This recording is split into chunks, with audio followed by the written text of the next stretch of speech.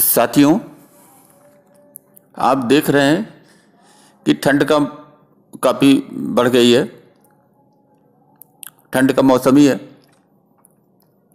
और ऐसे भयानक ठंड के मौसम में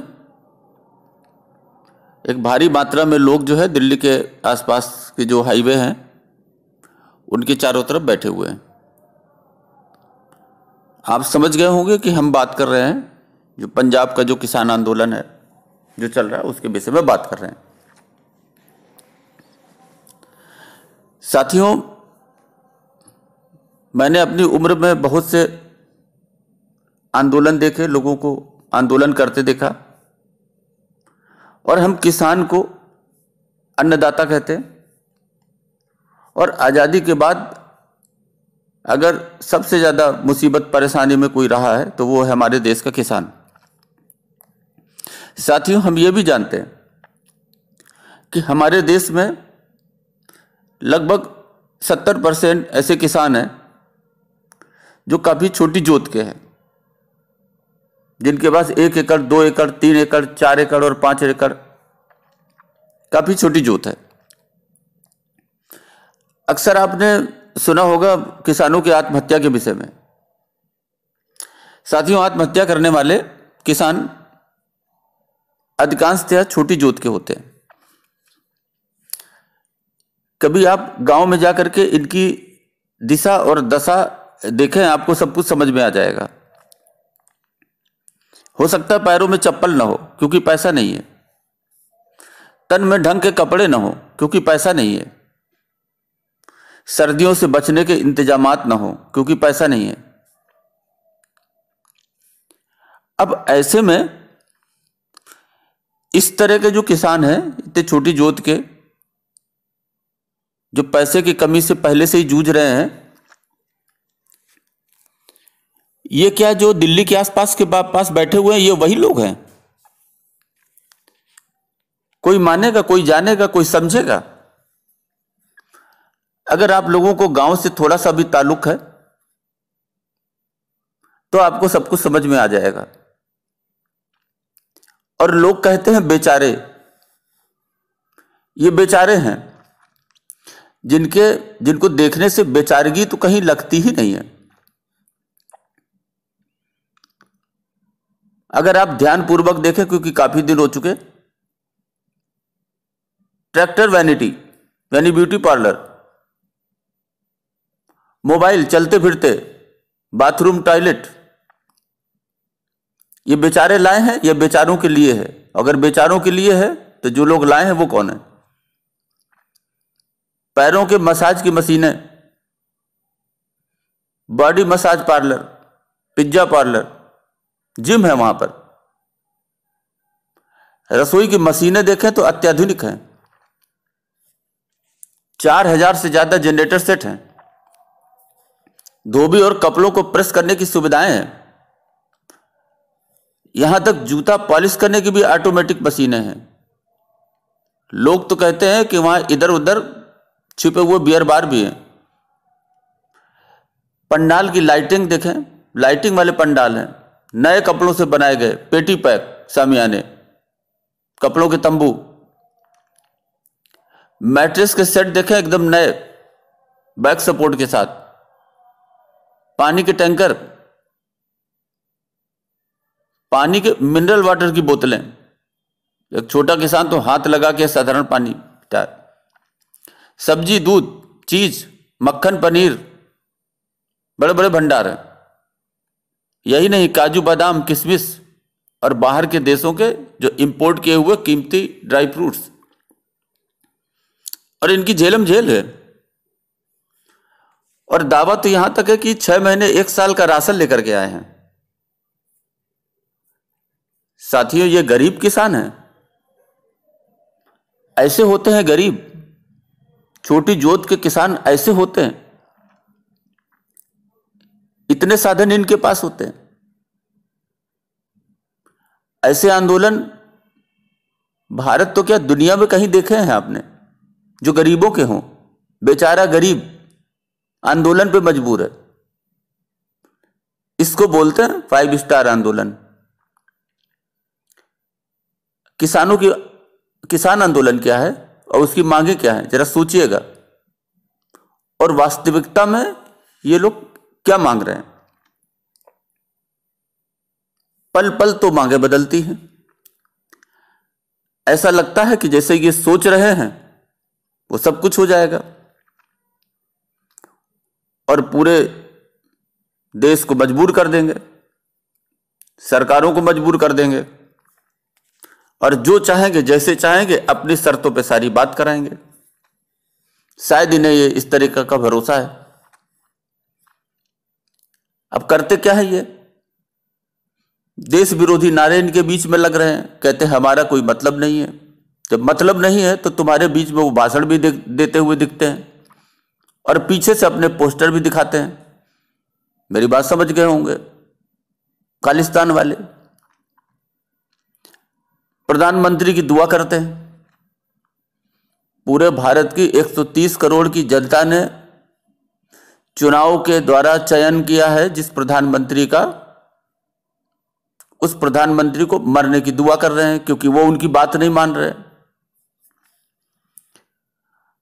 अब ऐसे आयोजन करने के लिए पैसा और अपना समय देने वाले लोग कहां से आ रहे? आजकल तो मुफ्त में कोई भी काम नहीं करता और ये ठाठ से वहां पड़े हुए हैं। चल रहा है सब ये। और इतनी तैयारी, ऐसी तैयारी कि जैसे युद्ध की तैयारी है। क्या पता था इनको कि हमें तो वहां लेट करके रहना है, क्योंकि हम तो मनवा के रहेंगे, हम तो कोई बात करेंगे नहीं। जब तक ये तीनों काले कानून वापस नहीं करेंगे तब तक तो हम तो कोई बात नहीं करेंगे, ना हम कोई बात सुनेंगे। हम बात तो तब सुनेंगे जब ये कानून वापस करें पूरे तीनों। थोड़ा सोचिए, थोड़ा दिमाग लगाइए, भावनाओं में मत बहिए, भावनाओं के साथ में अपनी बुद्धि भी लगाइए और इन्हें समझने की कोशिश करिए। अब हम मान भी लेते हैं कि सरकार ये तीनों बिल इनके कहने से तुरंत वापस ले लेती है, तो इसका असर क्या होगा? कश्मीर में तो लोग बंदूक लेकर के खड़े हैं कि हम तो 370 और 35 से वापस लेने वाला कानून जो है, जो कानून बना हुआ है 370 और 35 से के वापस लेने वाला, इसको तो हम खत्म कराएंगे। वो तो हाथों में बंदूक लेकर के खड़े हुए हैं, तो फिर सरकार वो भी वापस ले ले। कल के लिए दूसरे कानून भी लोग वापस लेने के लिए सड़क पे बैठ जाएंगे कि भाई हमने तो मांगा तो था नहीं, तो जब हमने मांगा नहीं था तो तैने दे क्यों दिया? तो अब सरकार का काम यह रहेगा कि हर आदमी रोज सड़कें बंद करेगा और कहेगा तो जितने भी कानून हैं उनमें बहुत से मिल जाएंगे जिन्होंने मांगा नहीं था, वो सड़क बंद करेंगे और कानून वापस लेने की मांग करेंगे, वो भी बात नहीं करेंगे। अभी सुप्रीम कोर्ट के बहुत से निर्देश हैं जो पेंडिंग पड़े हुए हैं, जनसंख्या नियंत्रण से लेकर के हैं, कॉमन सिविल कोड से लेकर के हैं, कुछ सुप्रीम कोर्ट में चल भी रहे हैं, लेकिन इन पर कानून बनाने की कोई भी सरकार हिम्मत नहीं करती। कारण इसी बात का डर जो आजकल चल रहा है। और फिर इस कानून के बाद वापस लेने के बाद फिर दूसरे टेंट लगने शुरू हो जाएंगे। जनसंख्या नियंत्रण कानून बनाया है, इसको वापस लो। हम तो कोई संशोधन की बात नहीं करेंगे, हम तो काला कानून वापस कराएंगे।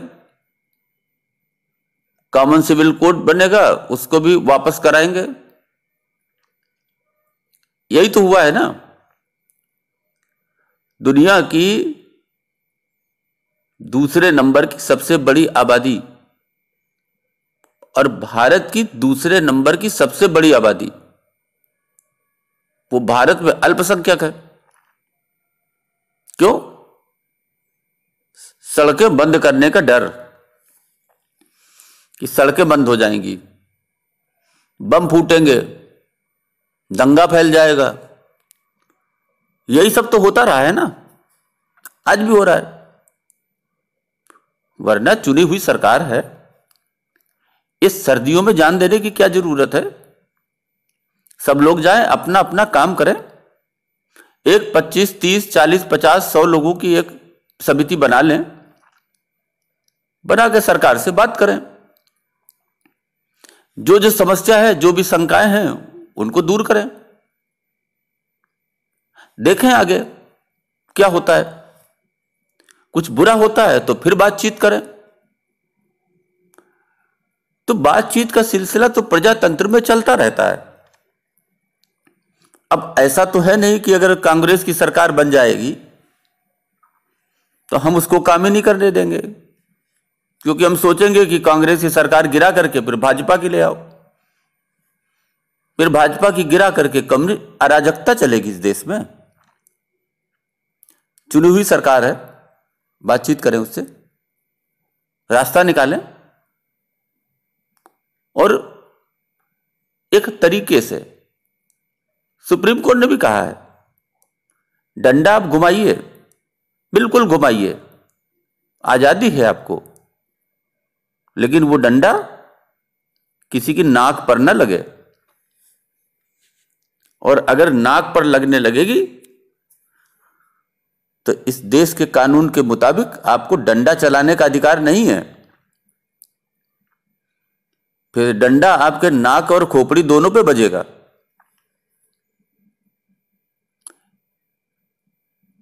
इसलिए किसानों की समस्याएं हैं, बहुत है। आज तक कभी आजादी के बाद इनको ठीक से एड्रेस नहीं किया गया, इसलिए उनकी दिशा भी खराब है और उनकी दशा भी खराब है, जूझ रहे हैं। और जब इस देश में 70% छोटी जोत का किसान है तो आप समझ लीजिए कितनी आबादी उससे प्रभावित होती होगी। क्योंकि एक परिवार को अगर 4 आदमियों का भी परिवार अगर मान लें और गुणा करके देखें तो 130 करोड़ में आप आराम से आबादी निकाल सकते हैं। तो उसमें आप ये मान करके चलिए कि किसानों की दशा खराब है और इसको ठीक से एड्रेस नहीं किया जा रहा है। इसलिए जितने भी स्टेक होल्डर्स हैं, सब लोग मिल करके कुछ ऐसी व्यवस्था बनाएं जिससे किसान का भला हो। बातचीत करें, जो बने हुए कानून हैं उनमें संशोधन करें, किसानों का भला हो, और जरूरत के हिसाब से कुछ नए कानून भी लाएं। लेकिन उसके लिए जान देने की जरूरत नहीं है ठंड में। उसको शांति से बातचीत से भी रास्ता निकाला जा सकता है। अब इतनी कुर्बानियां देकर जम्मू कश्मीर के धारा 370 के खारिज बिल को वापस लेने की अगर मुहिम शुरू हो जाए तो फिर क्या होगा। ऐसी रास्ताएं अगर बंद हो जाएं, उन पर सख्ती न की जाए तो क्या होगा। अगर किसानों को इन बिल से नाराजगी है, जो लोग बैठे हुए हैं उनकी, और सरकार बात नहीं मानती है तो वो सर्वोच्च न्यायालय चले जाएं, वहां अपना मुद्दा रखें। वैसे सर्वोच्च न्यायालय इसमें दखलंदाजी कर भी रहा है, देख भी रहा है कि किसी तरह से समस्या सुलझे किसानों की और किसान अपने घर जाएं। लेकिन बात एक यह है कि किसानों की आंदोलन के साथ साथ ढेरों नई बातें जुड़ रही हैं, दिन प्रतिदिन रोज एक बात जुड़ जाती है।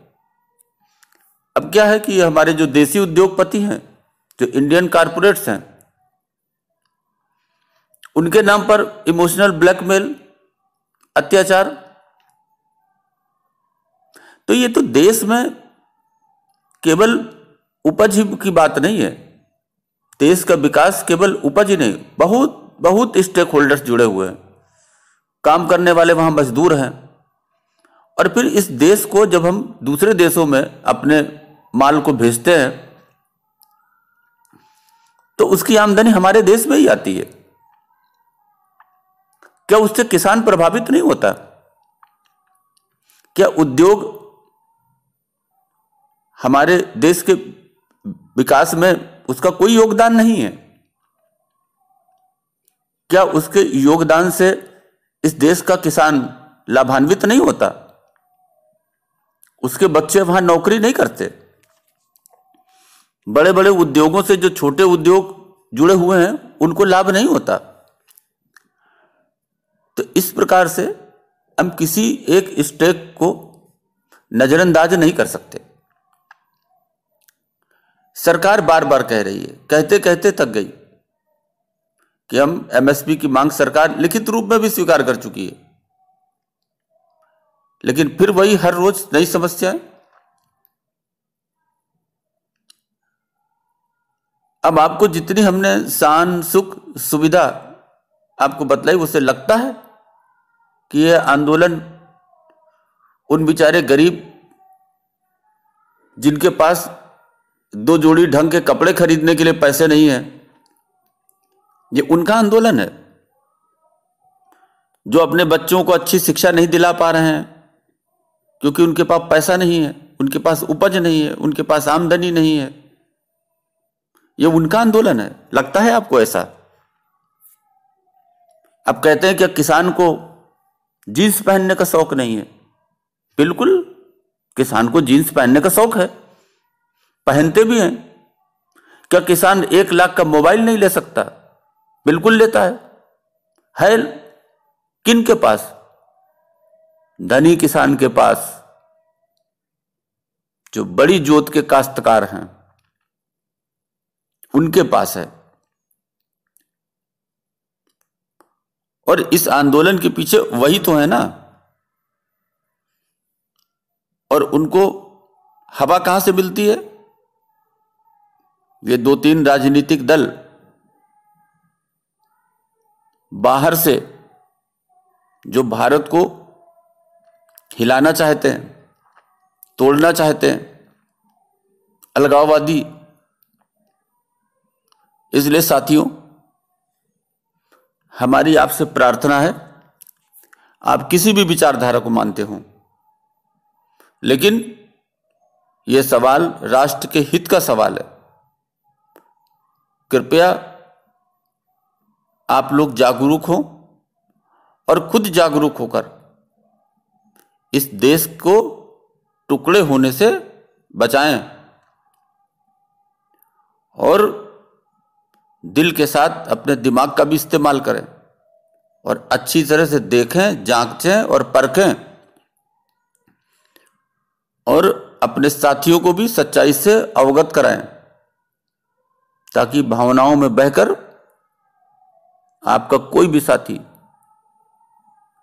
गलत रास्ता अख्तियार न करे। और सरकार से भी हमारी यही प्रार्थना होगी कि जो हमारे देश के छोटी जोत के किसान हैं, हो सकता है उनका यहां पर प्रतिनिधित्व न हो, लेकिन ऐसा काम करें जो किसान के हित में हो, किसान की आमदनी बढ़ाने वाला हो, किसान को शोषण से बचाए, उनकी आत्महत्या के होने वाले समाचारों, किस्सों को रोके, किसान हित में काम करें। बाकी सड़कें जाम होती हैं तो उसके लिए तमाम प्रशासनिक रास्ते हैं। इसलिए मजबूती के साथ इस देश के विकास के लिए, किसानों की भलाई के लिए जो भी हो वो करें और इन नंगे राजनीतिज्ञों से देश को बचाएं। अभी के लिए बस इतना ही। धन्यवाद।